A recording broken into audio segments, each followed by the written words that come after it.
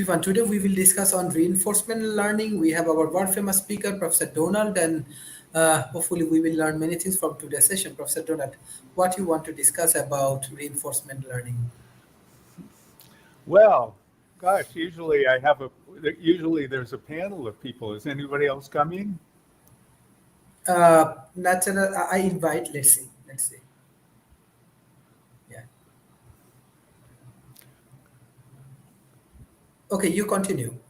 Okay, well, I'll talk. I hope I don't bore people if I talk for a whole hour, Okay, great. but I'll do my best. Well, rein, let me start.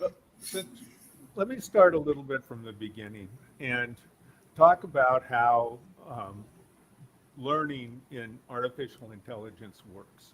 There's there's several types of it, but basically there's three categories, which is supervised learning, unsupervised learning, and then there's more than three categories, but I'm going to talk about three categories, which is supervised learning, unsupervised learning, and uh, reinforcement learning, which we're talking about today. And the way that I'll talk the issue is that learning software doesn't learn anything like human beings do. And, and so the first thing to think about that's easiest to understand is supervised learning. And the way that supervised learning works is that there's a series of what are called neural nets, which are actually arrays that simulate neurons. And the way a neuron works is that you'll have multiple axons going to a synapse, which is a gap. And at the end of the axon, there's these things called dendrites. And there'll be multiple ones going to an axon like this. And when there's enough stimulation coming up the nerve from here, it'll cause them to send a signal that's large enough to go and fire this other one. And there's billions, tens of billions of these in our brains. And so what they do is they simulate that so that they have virtual dendrites and virtual axons, and they call that a neural network. So when enough signals build up together, then those signals will cause that signal to pass and go on to the next phase. And that allows it to kind of add up things together. So you can imagine looking at the pixels of a picture, and the pixels are, imagine that they're just black and white. Well, some of them are very black, and some of them are very white, and the rest of them are all kinds of different shades of gray.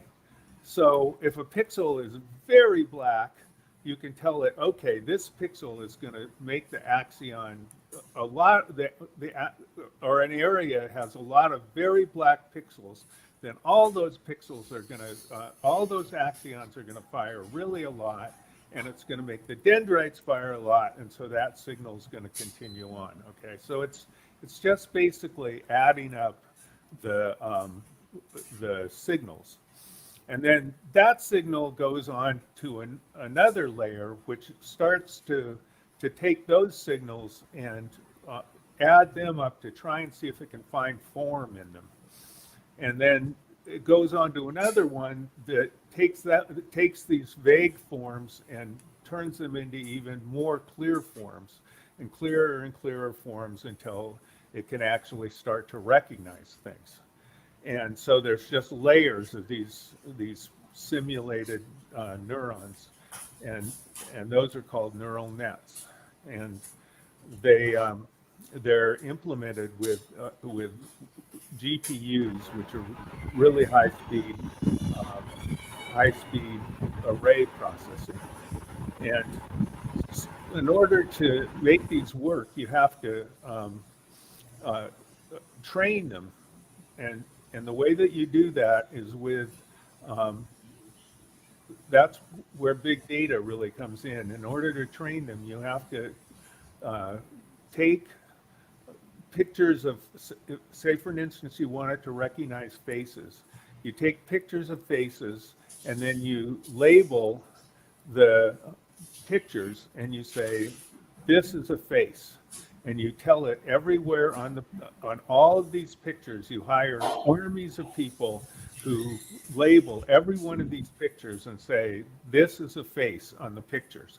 And then you send it through this neural network, and the neural network changes the weights on each of these little neuron thingies and simulated neuron thingies until eventually the weights come out so that in the future, when it sees a face, it recognizes it as a face. And that's what's called structured learning. And that, if you give it something else, like you want it to recognize a beach ball, it doesn't recognize a beach ball. You have to train it to recognize a face. You have to train it to recognize a beach ball. You can, and there's newer systems where they train it to recognize more than one thing at the same time. But the job of an AI expert a lot of times is tweaking these things so that they learn, so that they recognize faces a little better than they do by themselves. And that's the structured version of it. The unstructured versions don't work very well. And what they do is they just kind of look for patterns and just kind of randomly. And they're not very good at finding anything of particular value, but they do in some cases. But the one, what we're talking about, is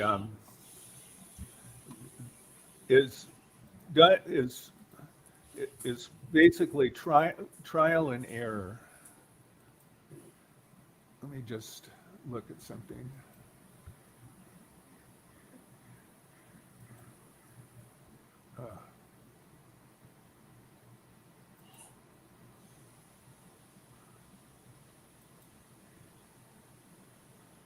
Hello. Sorry, 1 second. So reinforcement learning is basically done by what we call trial and error. And really what it is conceptually is that it modifies itself on the fly. So it, rather than in structured learning, you tell it in the first place what it is that what is part of a face or part of whatever it is that you want it to recognize. But in reinforcement learning, you create a function that tells it, well, this is what we're looking for, this is what's true, and this is what we're looking for, and this is not what we're looking for. And you run it, and it just keeps looking at things and basically develops that pattern, that ability to recognize things on its own. So the most famous version of it is the one that was developed that played Go. And that was the most famous first version of reinforcement learning. And the way that it did it is it basically, the function that was, it basically had the result was, yes, I won the game, or no, I didn't win the game. So that was the function. So what it did is it played tens of millions of Go games with itself, or millions of Go games with itself, and it just played Go games over and over and over and over and over and over and over, till eventually it figured out the patterns that it took to win the Go games. And then because of that, it was almost like this same as with structured learning. If you could somehow have a million, 3 million Go games and um, feed it to them, you might get similar results to the what to playing it. Though human beings wouldn't necessarily play Go games in the same way as the random Go games that were played by the computer just generating Go games. And so what wound up happening is that the computer found ways of playing Go games that human beings had never found before. And it got so good at playing Go that it actually could beat human beings in playing Go. And so this, the new technique of of using um, reinforcement learning uh, turned out to be kind of amazing. And so reinforcement learning is used for a lot of things, and one of the things that it's used for is uh, ad placement, for an instance.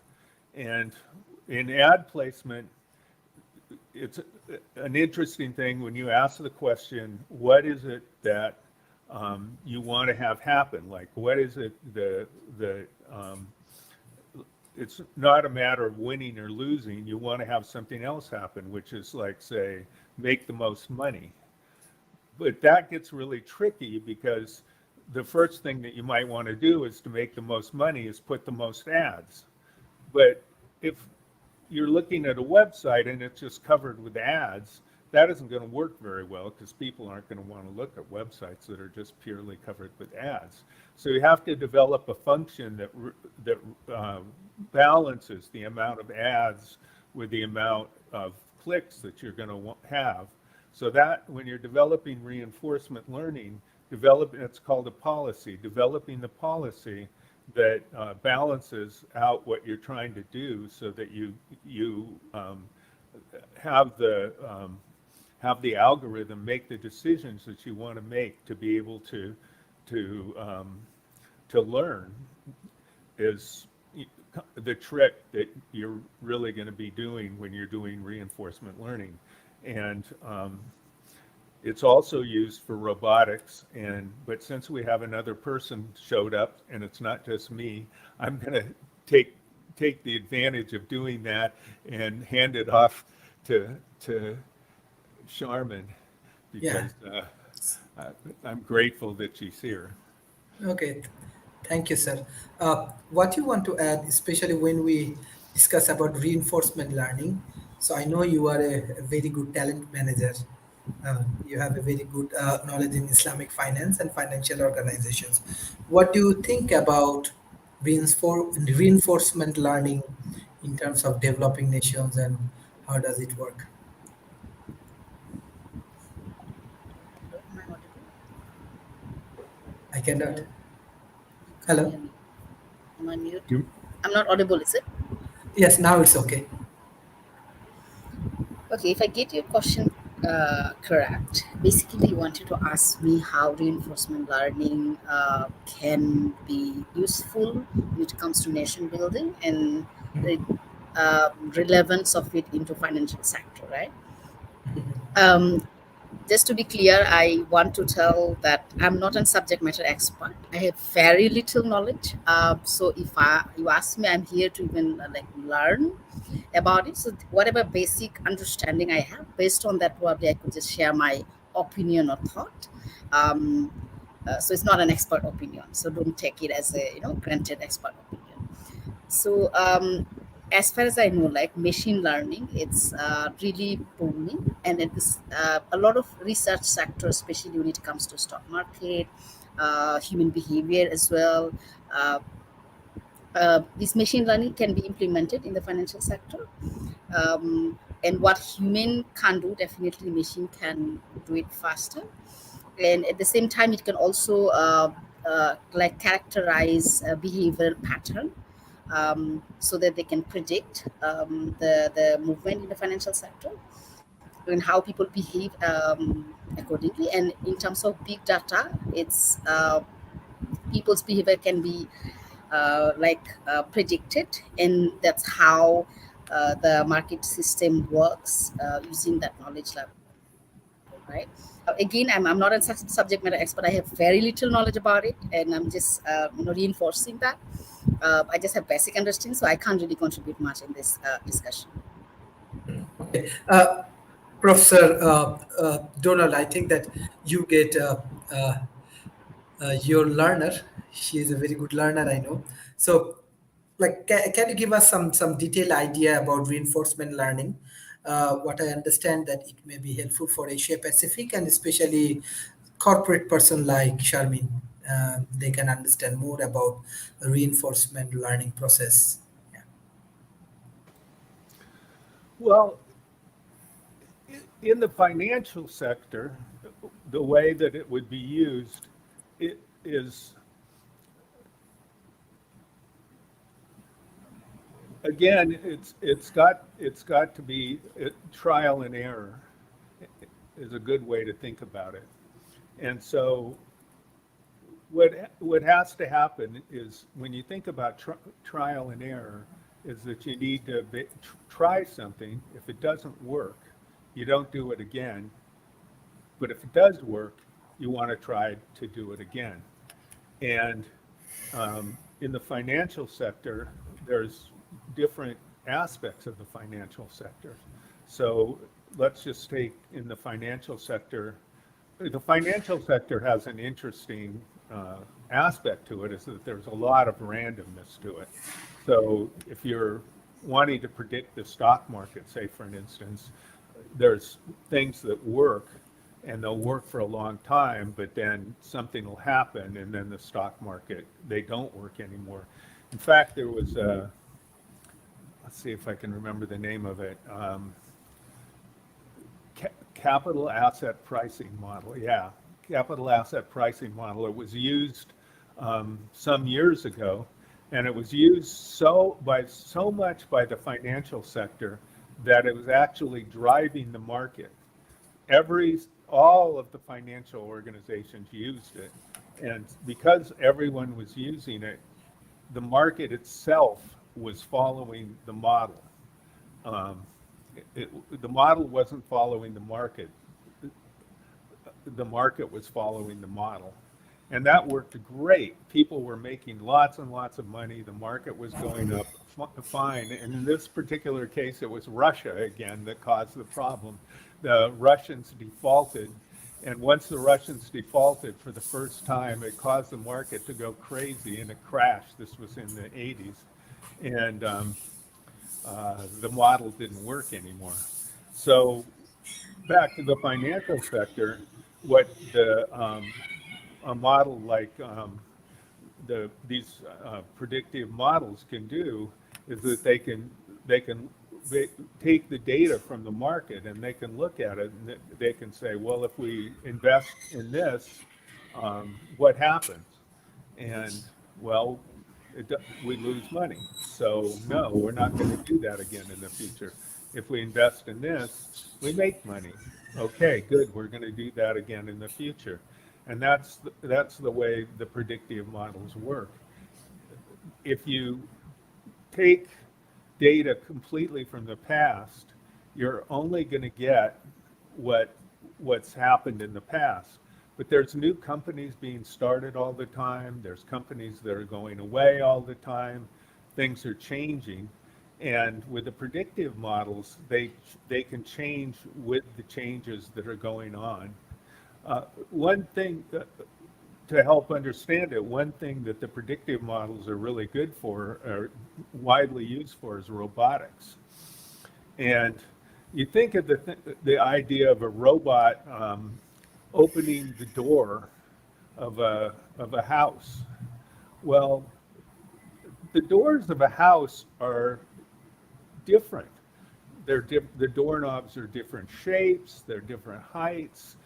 There's some doorknobs that you open by pushing on them. There's some doorknobs that you open, some doors that you open by turning them, and um, the, the the robot has to guess where has to try to get it, and um, if it gets it wrong, it has to try again, and so they use predictive models to to have it make these multiple tries to be able to do it. And imagine how complicated that is, because um, they are looking at 3 dimensions and time, because they need to know like, basically the time it takes for the robot to get the hand there, it enters into it, besides just where the robot is going. And so the models that they're creating to be able to do that are incredibly complicated.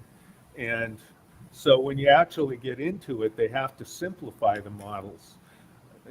If you think about it, if you take a simple array and you ask the question, which two numbers are the closest to each other? The only way that you can do it is to compare all the numbers in the array, and so the bigger that the array gets, the more comparisons that you have to make. So then if you do the same thing in 3 dimensions, that gets even more.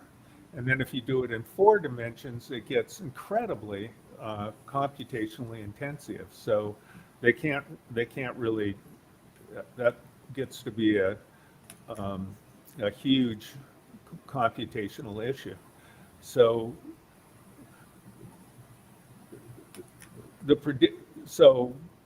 one thing I want to say about the predictive thing is the predictions are based. They have to be.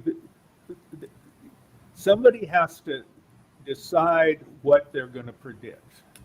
So the example that I gave before about like where ads are going to be placed, it's used, and Netflix uses predictive methods to decide which movies you're going to want. They use predictive learning, and so somebody has to decide that thing about like how many ads you're going to have that are going to cause you to click, and how many ads that you're going to have that are going to cause you to say, forget it, I'm going somewhere else, I can't stand all these ads. And that's called a policy, and that's the decision that it makes, trial and error. When do you have an error? Well, if there's too many ads, that's an error. If there's not enough ads, that's an error. And so it has to decide it, and partially it's learning, because if the person doesn't click, then there's an error. If the person does click, then that's good. So it can start learning the right amount of ads to put, but somebody has to teach it that what it's trying to do is put the right amount of ads. So it isn't learning like a human being learns. It isn't thinking of a bigger goal, of like the overall goal. It's doing just what it's programmed to do. It's not learning in any way like human beings learn. So I really want to emphasize that, because machine learning is nothing like human beings do. So any idea that robots are going to, suddenly, become self-aware and take over the world and stuff like that is absolutely ridiculous. They only do what they're programmed to do, and we have no idea how to get them to do anything more than that. Um, that's and it's hard to say a lot more than that without getting incredibly technical. Um, I need a whiteboard to go farther than that because we start getting into partial derivatives and things like that. Excellent. Shamin, I want to know from you. Are you with me, Yes, I am. Shamin? Yes. Yes. Yes. Can you open your camera? Actually, I love to Yep. know more about the automation situation right now in the financial institution in Bangladesh or in South Asia. How does it work? How they utilizing automations and big data, this kind of things. Yeah. Automation system, I think it's because there's a regulation from Bangladesh Bank. So because of this resolution, all the banking and also non-banking financial institutions supposed to have this automation system so that even Bangladesh Bank can monitor it as well. So to have the transparency, it's a required resolution. So a lot of, I think few of the non-banking financial institution yet to get that automation. But recently, because of the resolution, a lot of NBFI are, implementing or developing their system because it's a requirement from Bangladesh. It's a regulatory requirement, so it's improving in that sense. And in Bangladesh, when it comes to, if I talk about data security system and networking, um, at this moment, financial institution having this say network security system in house, even though I think there's a regulation from Bangladesh Bank that because if any natural disasters or anything comes along that line, then the protection of data that banking industry have, they're supposed to like store it somewhere certain kilometer distance away. But Bangladesh very recently have come up with their own data center. um, there's something called Bangabandhu High Tech City Park. It's located in Gajipur. So over there, government has its own data center, and also private institution like Summit Group and Felicity. They did develop their own data center. It's quite big, and I have a opportunity to visit their data center as my job scope because we are raising fund for this industry. So currently they have like working on 500 racks for data system supporting. So I believe that when this data center got established and in the market, I'm sure sooner or later or immediately Bangladesh Bank will come up with this regulatory requirement that all the banking and financial sectors supposed to store their data into a far away from the where they're operating. Yeah, so that's all I can contribute here. Thank you. Professor Donald, when we're discussing about this reinforcement learning process and when we discuss the developing nations infrastructures, so what do you think? Like how we can improve a very good research team and collaborate with the developed nations and we can train the developing nations for doing this reinforcement learning, doing different kind of high cutting edge technology research and innovation. What do you think? How we can do it effectively? Well, I think there's kind of two aspects to it. One aspect to it is um, that people need to understand the basic math that's required for this. It's not super advanced calculus. It's uh, really it's kind of mid-level differential and integral calculus. Like you don't need to know, you're not getting into um, some of the really, it's not really super advanced, but basically if you go through the maybe the first levels of calculus, you'll be able to do it. It, it uses a lot of partial differential equations, which are something that we even use in sociology. So the that's there's one of the key things in artificial intelligence are gradients, because there's a algorithm called gradient descent, which is basically finding the place in the curve where um, it's the bottom of the curve, like, and so that is kind of the key algorithm. So if you know how gradients work, you'll be able to do that. And if you look at the Stanford site for artificial intelligence, they have a little quiz, math quiz, and if you can pass that math quiz, they say, if you basically have no trouble with that math quiz, then you can take the artificial intelligence course. So but any engineering or software engineering course has that same requirement. So that's not anything big of a deal. So then the next question is, like, for you, for as an individual, um, what problems are you trying to solve? I, I mean, myself, I really had trouble. I mean, I took calculus and learned how to do this and that and the other thing. And then after I learned it all, I just forgot it all basically, because I had absolutely no reason to use it. And then I started studying economics, and in economics you need it. And so that made me excited, and I relearned it again, and I remembered, kind of remembered what I learned, so it was easy to relearn it, and I saw a reason to know it. And then more recently, I've been studying artificial intelligence, and I have a reason to learn it. So no matter what you learn, if you have a reason to learn it, like a goal or something that you want to do with it.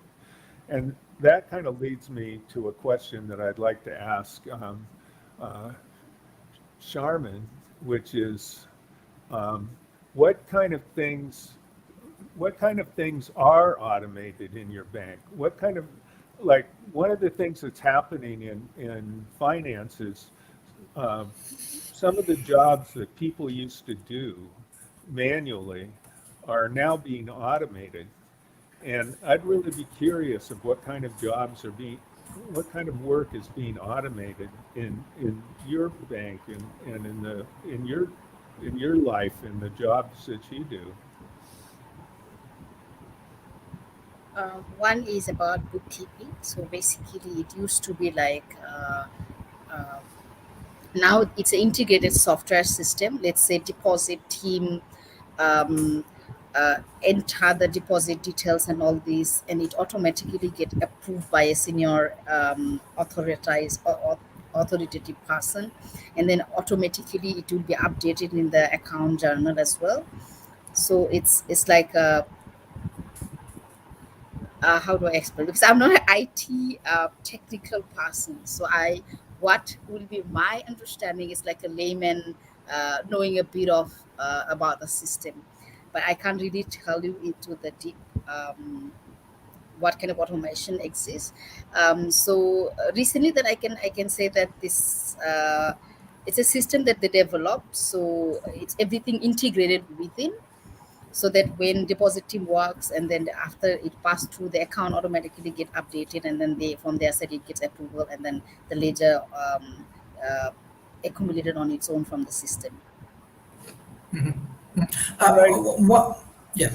I was One going thing to I I yes. just wanted to say briefly is that I don't really need to know technically what you're doing. Maybe I could even share, guess what the technical part is. I'm just super interested in what kind of tasks. I'm just going to Exactly. say I worked at a company once where what we did is we created software that checked credit card transactions, and it tried to guess whether or not the credit card transaction was valid, like if the person was doing something weird. And so, if it was, somebody who always, you know used restaurants in Ohio, and suddenly they were buying computer equipment in Russia, we said, immediately, well, this is weird. We better take a look at what's going on here, things like that. You don't need to know how that works. It's just a question of, what kind of things are going on like that really help you. And I Especially, also believe another thing in banking sector, they do also like specifically monitor the behavior of investor. Like for example, I have a savings account. You know how frequently I withdraw money, and based on that, the bank can determine on their asset liability, how to invest and how much money to keep, despite having the regulatory requirements. So I believe that using the algorithm, they do also kind of like predict the investors' behavior, uh, or account holders' behavior when it comes to withdrawal and I don't know, like saving and everything. yeah, this is good. This is good. But one thing, I think in that way, let's say now we are engaging with Industry 4.0. Uh, when we actually try to like enhancing the capacity of different organization, that time this kind of automations, uh, like blockchain technology integrations, different kind of technology and innovations integration is important. This is number one. And number two, that we have to create a knowledge based community, so that's why training and development also important for South Asia, I believe.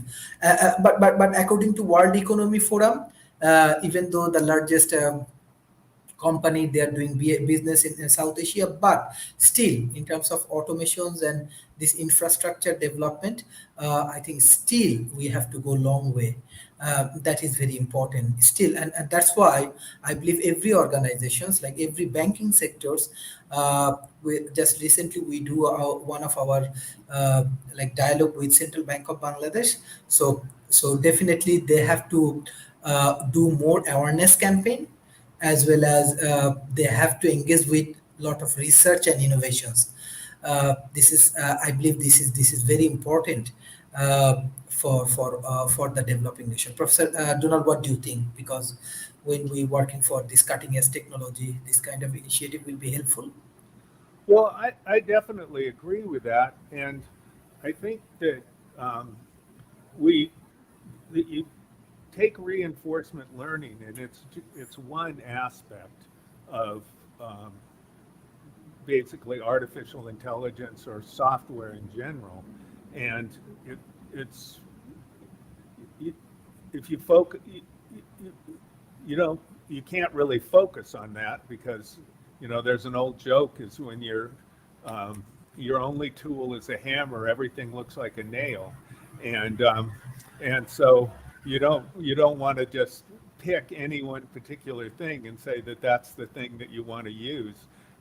Reinforcement learning has its place and it's good for certain kinds of things, but somebody got the idea of reinforcement learning, and using reinforcement learning now we can do certain kinds of tasks, the repetitive tasks in certain kinds of ways that it can learn to do them better. So imagine a robot arm that's trying to pick up a piece of machinery from a conveyor belt. Uh, the reinforcement learning is really good for something like that. Very valuable in autonomous autonomous machines in automation and things like that. But it's not useful for many other things. So what's really exciting is when you start coming up with solutions to things that don't have solutions right now. And that's where research and development really comes into, because within an organization, their only question is, how do we make more money? And if you tell them, give us money, and what we're going to do is we're going to mess around and try and figure out um, how something works, and we have no idea whether it's going to make us more money or not, they're going to go tell you to jump off a pier. Um, they, that's not something that organizations really want to do. I mean, they do, some organizations do it, it's something that occasionally happens, but that's something that's what universities are for. That's where research and development really happens. And, but most everything that's valuable that we have has come from that. I mean, Bell, Bell, the Bell system, the phone system, had an organization called Bell Laboratories where they actually did that. And an incredible amount of stuff came from that. Unix, which then became Linux, came from that. I mean, I can't even tell you how much amazing stuff came out of Bell Laboratories. And Xerox had a place called Park, which still exists, Palo Alto Research Center. And it was also a place where people did pure research. And, you know, incredible amount of stuff, Ethernet, object-oriented programming, an amazing amount of stuff came out of that. But those are exceptions. I mean, very, very few companies do that. IBM's had a place like that. But in general, like if you're looking at an infrastructure, an ecosystem inside of a country, the country really needs to bite the bullet and invest in pure research, because any one of these particular things that's already invented can be applied, but that's engineering, not science. And so you really need to invest in science. Excellent, excellent. Just one thing, like I just want to share, because I have chance to get work with the different corporations in Bangladesh, and some Asia Pacific corporations. Yes, business is important for every corporation, but Asia Pacific, I find many organizations, they really want to invest in uh, research innovations. So that's why I want to invite more young people, those who can contribute for research innovations and these kind of things, uh, because the more this corporation invest in research, they get a good returns. Let's say initial stage, our developing nations, maybe when they grow one company, few $1 million, maybe research and innovation is not a very helpful for them. But when they grow and grow, that time they need super intelligent team to run their organizations, to solve many complex problems. So that's why I always invite different corporations from developing nations, that you should invest more in research and innovations, and this artificial intelligence and this kind of research is very helpful for us. We have our another speaker, Mr. Anwar. I think right now you are in India. Am I right, Anwar bhai? Yes, I'm in India. Okay, okay. Now, he's also another corporate person, and I think he has a lot of experience from corporations in South Asia. Now you work with one of the education group, right? Yes, IDP Yeah, education. yeah. IDP Education. I think it's Australian-based education consulting corporation. So we are discussing about reinforcement learning, especially how the automations and other things, it's actually helpful for our corporations and for our ecosystem. So I know IDB is one of the advanced corporations in Asia, because they are also playing a very good business role in Malaysia as well, Singapore, and other countries. So how actually you want to share your experience with our audience, especially when we discuss about reinforcement learning, automations, and big data? Yeah. So, though I joined IDP recently, but one thing I can say that, as you said, that the developed country organizations, like IDP, who working in wherever they are working. I previously worked in Huawei and now working in IDP.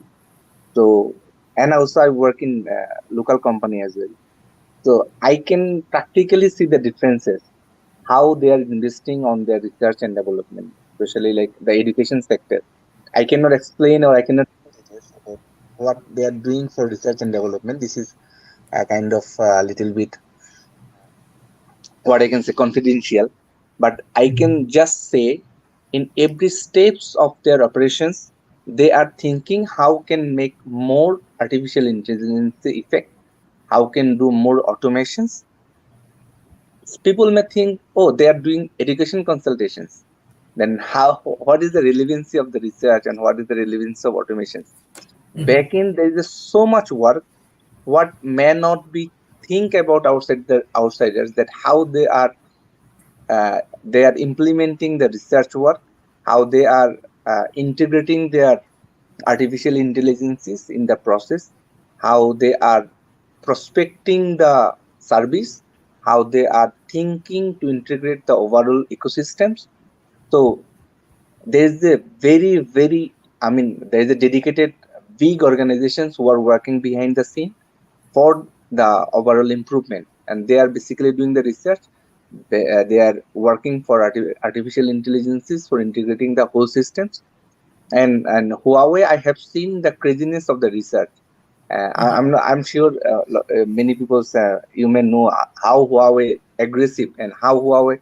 I used to give one example in when I used to talk with lots of people. Like I work in Bosundara Group in Mhm. Bangladesh. Bosundara Group is one of the biggest group in Bangladesh. Rana Mhm. know very well, Dr. Sharif know very well, and I work in Huawei.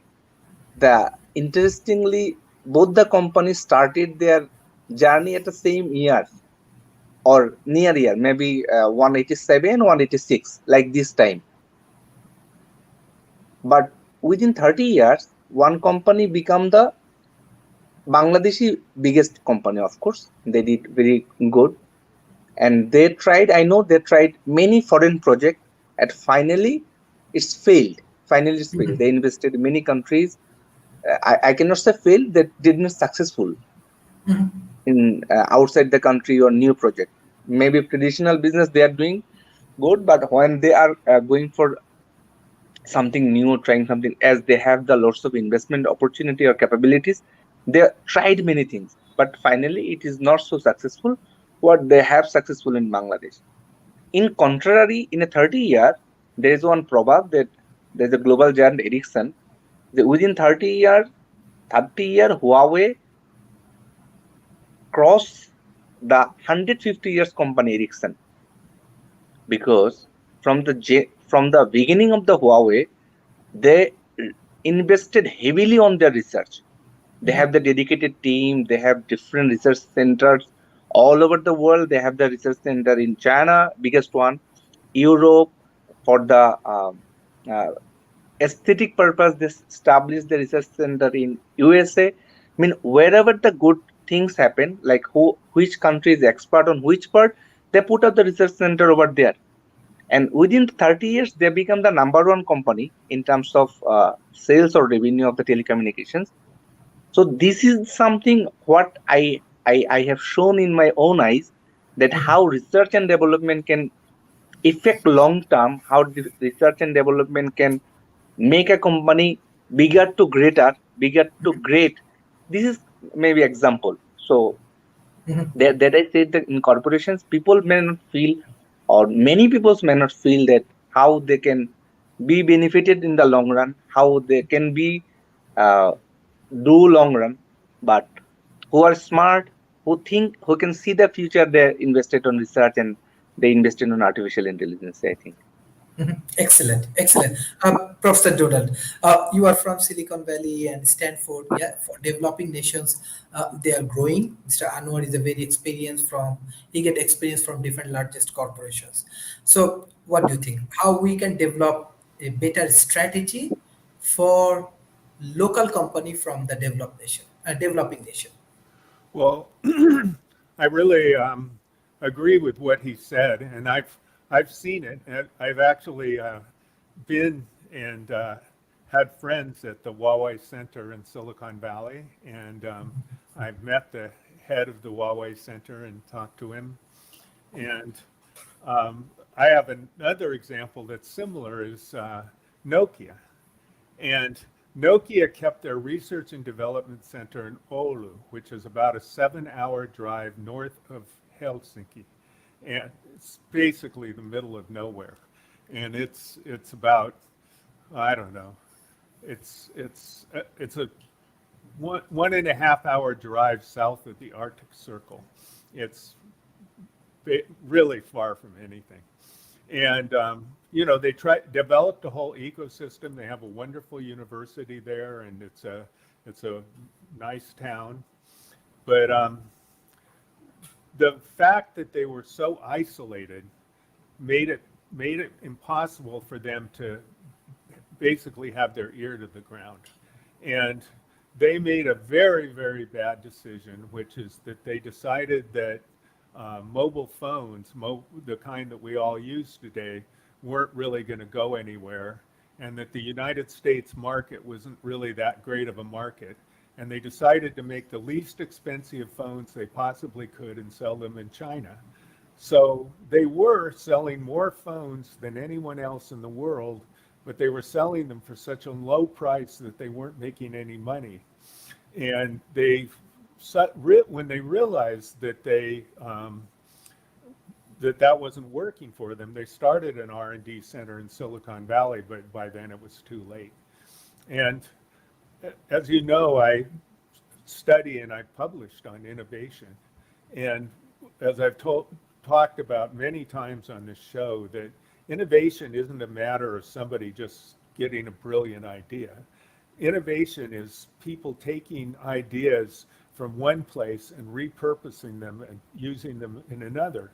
In fact, Finland did that. I mean, they were great in the first place. So they bought the patents for cell phones from the US government. They developed cell phones for the military, and they were big and expensive, and nobody thought they had any use. They brought them to Finland and made them smaller and turned them into a commercial product. And they took off. I mean, Nokia was it for a long time. And so that's an example. And Finland learned its lesson now, and they are all over the world to try and learn from everyone.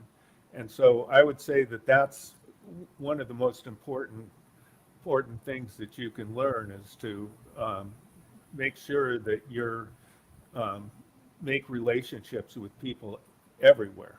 That you've got your students at Stanford and at Oxford and at in China and everywhere. That you're connected all over the world, because that's the way to actually really do good research. And I'm a big proponent of research, because all of the things that we're talking about weren't there, and then they were there. And they aren't just repurposing. They were there because somebody saw a problem and saw something that needed to be done, and they figured out a way to do it and solve those problems. They understood. They were in a place where they had the expertise. They had the knowledge that they could actually do it. And I mean, Google was started by a couple of Stanford students who worked out an algorithm to basically solve a problem, and they took Stanford helped fund them to start their company. And one of the reasons Stanford is one of the wealthiest universities in the world is because they got a portion of Google because of the fact that they helped start Google. And so they've got a portion of Google, which makes them one of the richest universities in the world. It's just that simple. And so the research and development can really, really, really pay off. So I think that I think I gave some good examples here, and I highly recommend it. So. Thank you, Professor. Thank you, Professor Donald. Sharmin, Madam Sharmin, can you hear me? What's your concluding remarks for today's session? I'm delighted to be here because I have very little knowledge, so I did gain from the discussion basically to see the depth of reinforcement learning and how much it can contribute to the society. But I do believe also a lot of things that we haven't discussed from the uh, user side. For example, if I talk about automation in the banking system, right, especially a country like Bangladesh, right, where a lot of people are in the banking system who uh, is not I mean, like in terms of awareness or even knowledge level, is not to that level. Like if I think about in some village area, right, they don't know about ATM card. They find it complex to remember password, use ATM and withdrawal. And they don't believe, the whole idea of money coming out from the machine, and a lot of things that doesn't process in their thinking process. So when it comes to automation as well, you also need to kind of understand where your society is in terms of their knowledge and acceptance towards that technology. And at the same time, we could also create awareness program. I think there are a lot of NGOs, like when it comes to BRAC, right? BRAC do have a lot of projects for financial inclusion of women, where they go to rural areas and the unbankable women who are not financially aware. So under that inclusivity mechanism, they try to create literacy among them, create faith in the banking system, how this I don't know, technology or system works. So a lot of things are necessary as well. So I think we didn't discuss much on that side, the user side. We mostly talked about how industry can be benefited, and we talked more of a bigger scales benefit. um, so which I believe like maybe a bit of like neglected discussion in this. And No, definitely there are examples like Huawei and then other industry, how much contribution they make when it comes to business revenue, profitability and all. But I also do believe like in fan industry, right, let's say why has that capacity, it's feasible for them to invest that much fund in R&D. But think about a local farm which farm doesn't have that capacity to invest in R&D. So what solution do we provide on that, right? So maybe a bit of discussion on that would have been also beneficial, since no. the experts are here. Yeah, Yeah, so yeah, that's yeah. that's That the that that comments is and that conclusions is I can okay. think about. I just want to add a one point. According to my knowledge, like last 2 years before, I saw a report from IMF. The fastest growing billionaires from not from India, not from China, not from USA. It's from Bangladesh. So the billionaires, those who make billions of dollars from Bangladesh economy, they should invest in Bangladesh economy through research and innovations. They should not money laundering and money transferring in the developed world like Swiss bank, like Dubai and other countries, right? So this is also mandatory. And World Talent Economy Forum, we are very much action oriented. Let's say when first I organize this Nikola Tesla technology. Everybody know actually Tesla doing all of the great innovations. As a chair, when I get the responsibility as a general chair for this Tesla innovations, first I introduce it to this Bangladesh, Buet, but somehow. Anyway, Bangladesh do not welcome this Tesla innovations. India invite us, and perhaps it's one of the largest innovations like lab around the world. 25,000 scientists from around the world, including many countries, prime ministers, research and innovation team, Ivy League university, everybody contributing this this Nikola Tesla technology innovations. And fact is that this is not for largest corporation. In India, we will uplift 30,000 people. We have 15 villages. So these 15 villages, we are uplifting them through modern science, engineering, and technology. So that is one of the issues. Always we believe that the big companies has big capacity. We do not have. Things are not true. We need positive attitude. We need to. I never see that the developer, Professor Donald. Anytime I call, right the way he helped me. We are collaborating with Stanford University. Right the way he helped me. So the developing nations, they need to create attitudes that we will collaborate with developed nations for our improvement. Then I believe we will get more support, and we can develop. So, and I request all of the largest corporations from Bangladesh. I know that there are many billionaires live in Bangladesh. Not only, not just transfer billions of dollars in the foreign country, better reinvest it and restructure your economy through modern science, engineering, and technology. Maybe Sharmin will not like. I don't know, you may not accept my point, but this is true, it's happening. Largest billionaires from Bangladesh, fastest growing billionaire from Bangladesh. So maybe they can help our youth community through this process. Mr. Anwar, what's your concluding remarks? I just adding on some points as with due respect to Sharmin, I'm giving some more example. Like Bikash is the world biggest MFS, mobile financial organizations. You talk about the BRAC, world biggest NGO. Number one. What is their research and development fund? Where is their research? I mean lab. They are not the smallest. They are the biggest in the world. As Rana said, that as a nation and another sector, RMG is the Yeah. biggest industry, one of the biggest industry in the world. In our RMG, I know some people. I can talk about the Vialatex. Yeah. They are the pioneer in the industry. They implemented. They are not the biggest. They may be in third level of in terms of size, but they are the pioneer for the green industry, green factory, the water treatment plant, and lots of things. They are trying, though they have the very small capacity, they are trying to implement many new things. If our RMG sectors, I know we know there's the biggest organizations, business trade body for RMG. Is there any research house for the trade body? No. Is there research wing for them? No. Is there a university and RMG collaborations? No. What they did, they make their own university, and where they are giving the fashion designer degree. But what is our basic research for the basic commodities, for the raw materials? Is there set up any research lab in Bangladesh?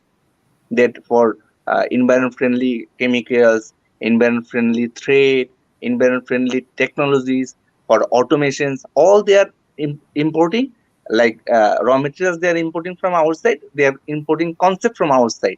After 30 years, they should have their own research development strategies, how they can adopt to it after 20 years, after 10 years, after 5 years. So, as Rana said rightly, this is not problem of big, small, rich or poor. This is problem of attitude. Who are the biggest in the world?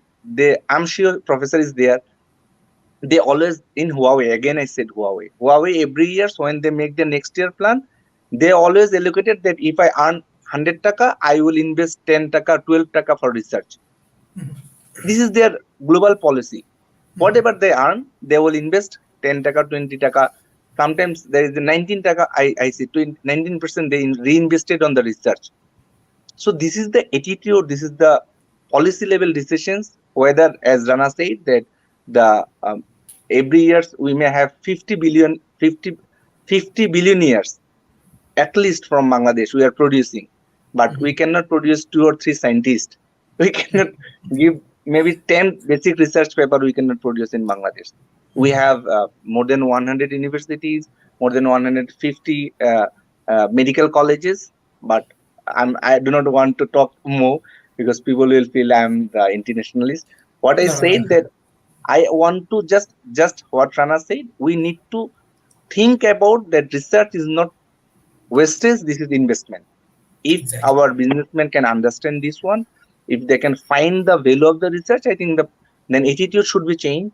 Then the word what Sharmin Akhtar said, that this is our problem. Like our there is no automations, there is no digitalization in the village, there is the poverty. So this problem cannot solve from the USA. This problem cannot solve from UK because they do not know the rural challenges. They do not know the actual field situation.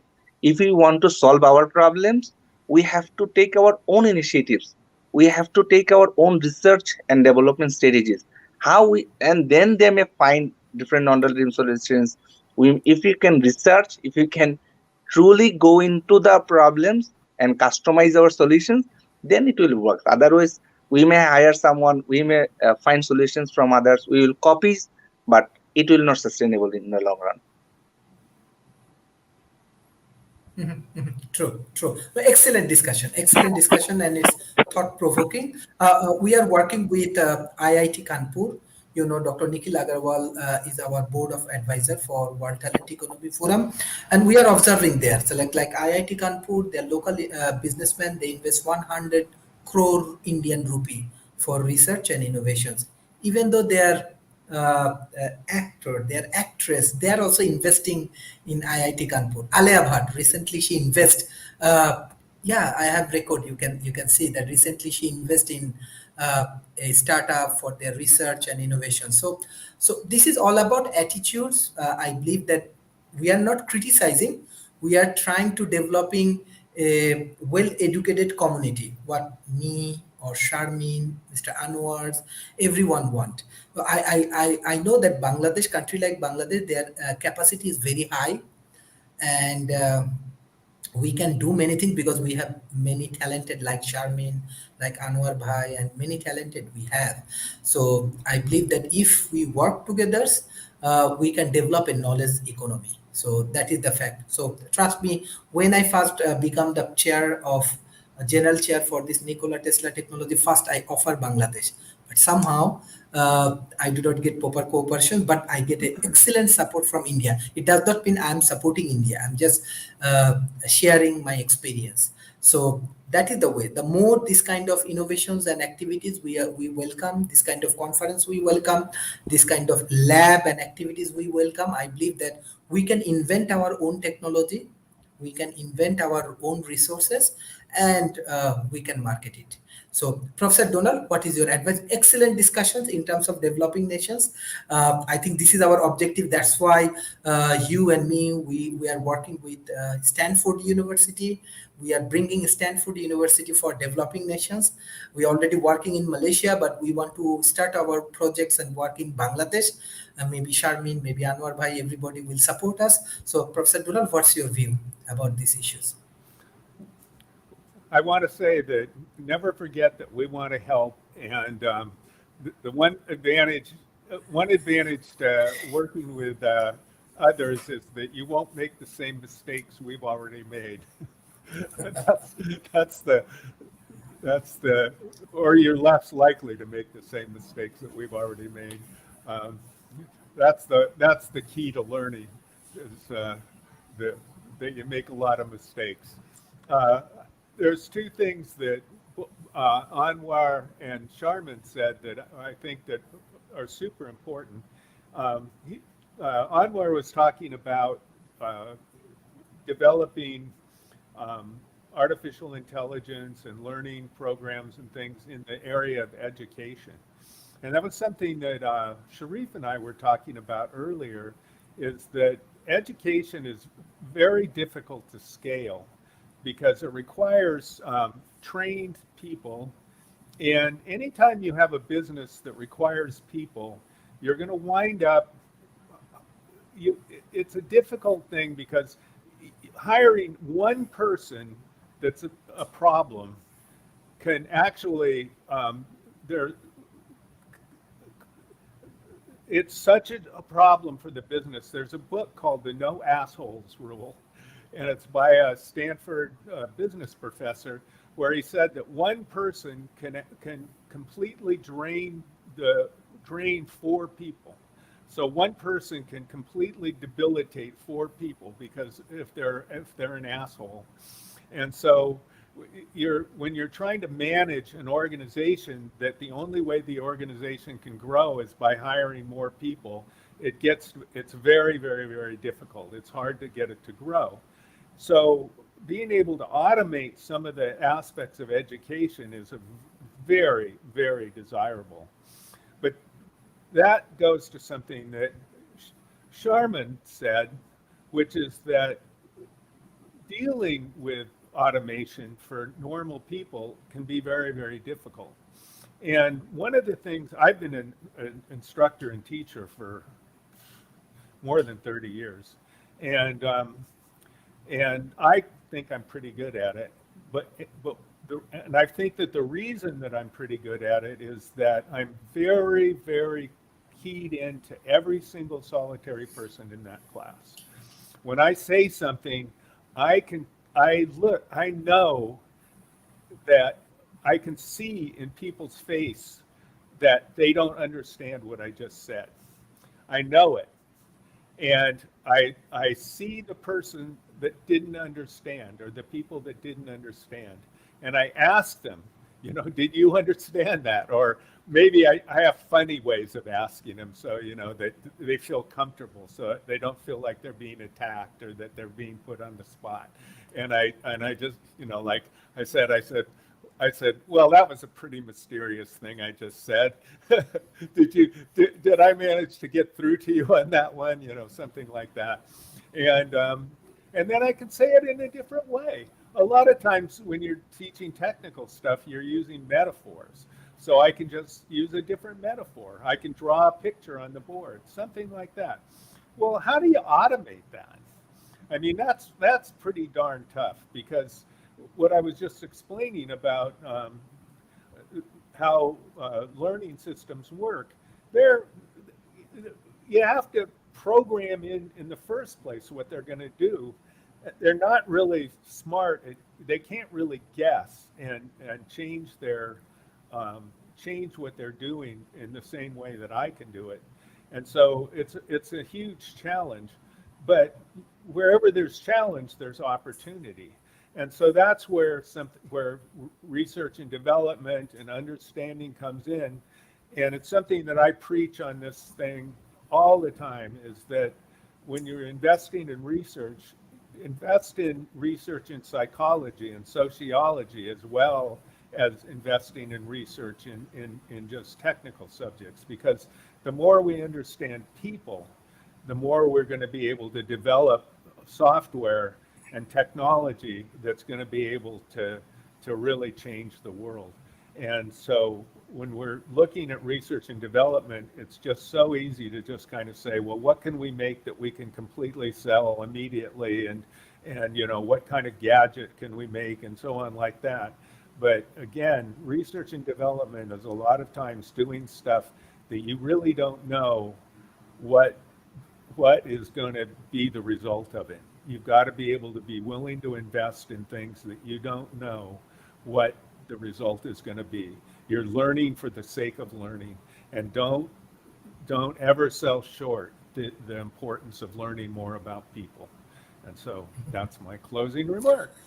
Thank you, Professor Donald, Shramin, and Mr. Anwar for joining today's sessions. And this is our 588 episodes. This is the beauty of World Talent Economy Forums. I think these 588 episodes, people from 100 different countries, from 100 of different backgrounds around the world, they join and they contribute.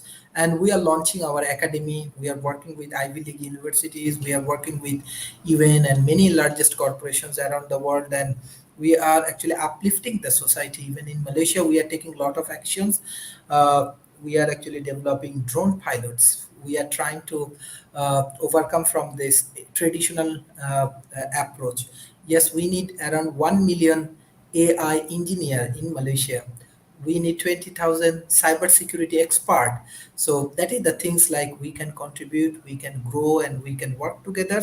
And especially we are big fan of youth communities. Youth peoples need guidelines, they need mentorship, they need support. I believe World Talent Economy Forum, we have that kind of pool. And especially we want to invite Mr. Anwar Sharmin to join in our team as a fellow and contribute for the global communities. So thank you everyone for joining today's session. I request all of our audience, please share our content as much as possible with your government agencies, with corporations and academy. And beside that, our World Talent Economy Forum directly broadcast in Port TV, and we are also launching our programs with Roku and Amazon. So hopefully we can reach more audience through this process. So I request from the developing nations, I need your support. We want to see that our lot. I know they have a lot of school, college, and university. They can utilizing our content. It's 100% free, and I'm sure they can develop better policy through this process with the help of World Talent Economy Forum. Thank you everyone for joining to today's sessions, and I want to give thanks Virginia. I think he joined from Brazil. So thank you. You always motivate our speakers. So thank you. Bye bye and take care. Bye. Nice meeting you guys. See you Bye see you later. Bye. bye bye.